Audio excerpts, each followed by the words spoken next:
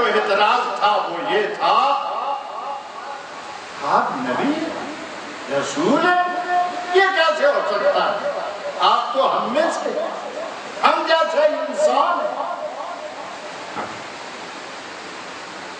ان کا ذہن یہ تھا کہ نبی انسان نہیں ہو سکتا، بشر نہیں ہو سکتا۔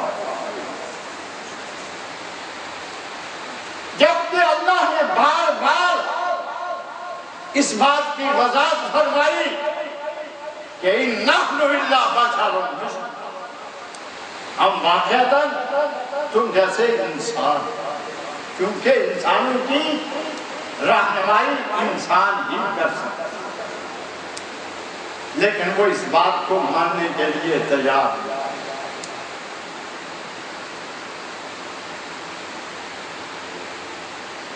آج کے مشرکین میں بھی اور ان مشرکین میں ایک چیز قدر مشترک،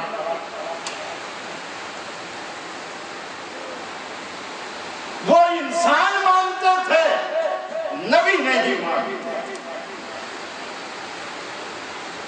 عقیدہ ان کا بھی یہی تھا کہ نبی اور انسان یہ دو اکٹھے نہیں ہو سکتے۔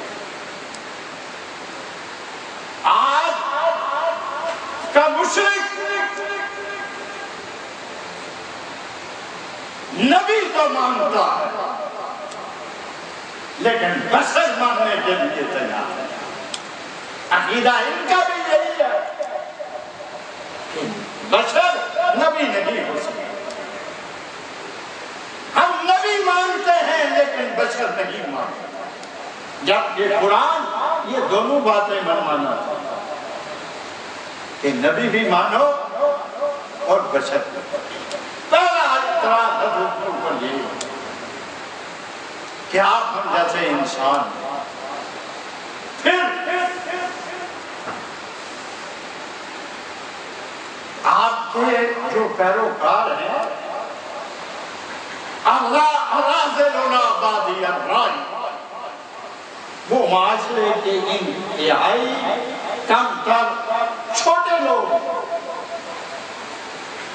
ان کے ساتھ ہم کیسے بیٹھے؟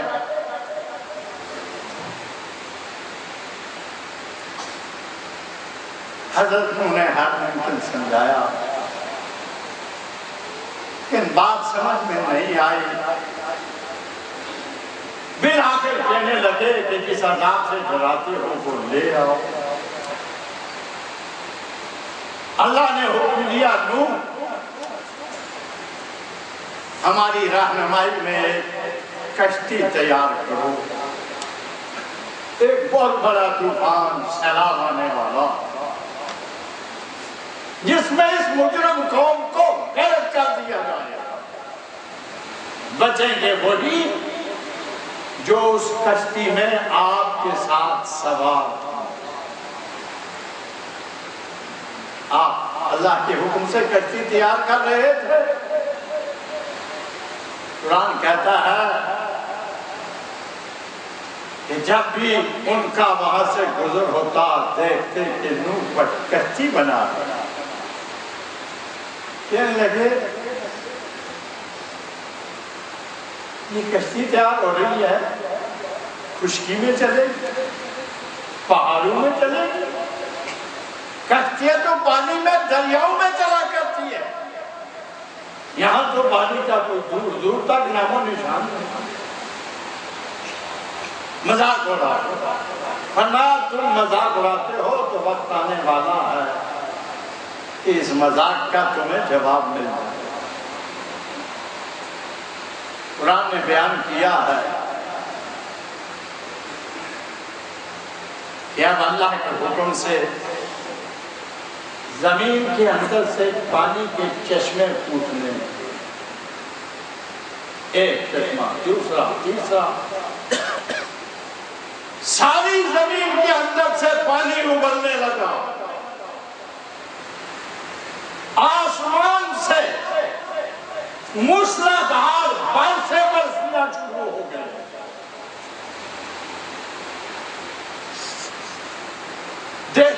دیکھتے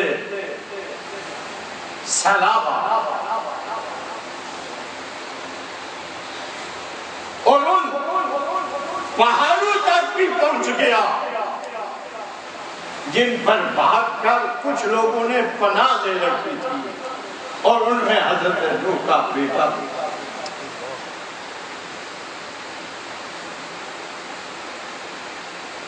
کشتی چل رہی ہے، دیکھا کہ ایک پہاڑ کے اوپر بیٹا کھڑا ہے۔ حضرت نوح نے فرمایا یا بنی ارکب معنا، بیٹا اگر بچنا چاہتے ہو تو آ جاؤ ہمارے ساتھ کشتی میں۔ کہنے لگا صحابی الی جبل یعصمنی من الماء، ابھی یہ پہاڑ ہے، اگر اور پانی آ گیا تو اس سے اونچے پہاڑ ہے، میں تجھ سے بچا جاؤں گا، کہاں تک پانی پہنچے گا؟ ارشاد فرمایا لا عاصم اليوم من امر اللہ الا من رحم، آج تو وہی بچے گا جسے اللہ بچا۔ وحال بینہم الموج فکان من المغرقین، باپ بیٹے کے درمیان گفتگو ہی ہو رہی تھی کہ ایک پانی کا تیز ریلا آیا اور اس بیٹے کو بہا کر دیا۔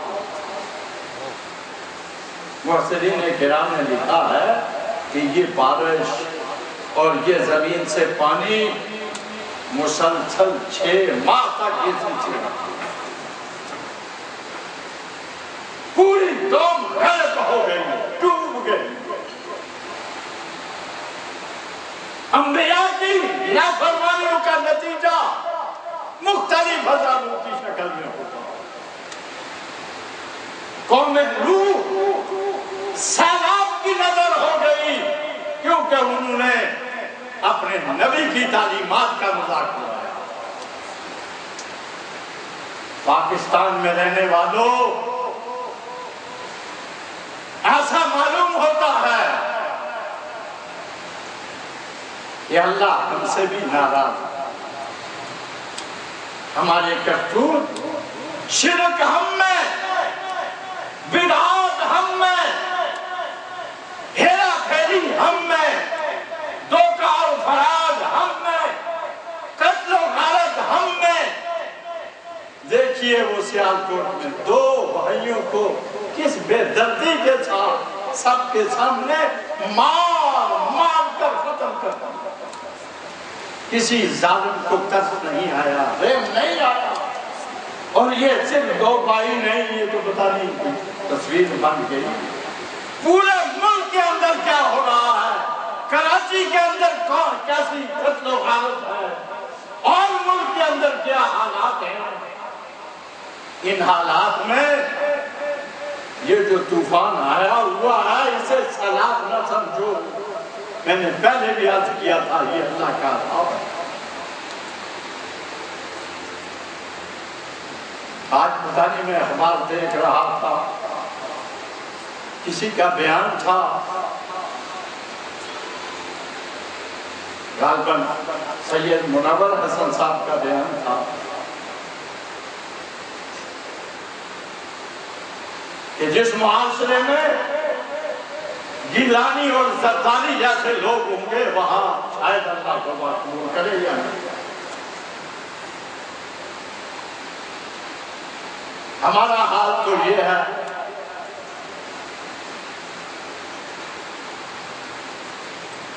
کہ کنویں میں کتا گر گیا،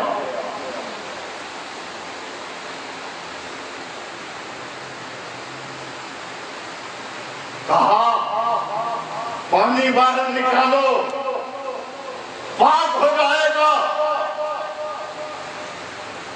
کسی نے کہا پانی نکالنے سے بات نہیں بنے گی، پہلے کتا باہر نکالو۔ یہ جو اس طرح کے لوگ ہیں ان سے خدا کے لیے کسی نہ کسی طریقے سے نجات ہو سکتی ہے۔ ان کی وجہ سے پوری قوم عذاب کی لپیٹ میں ہے۔ اے اللہ ان ظالموں سے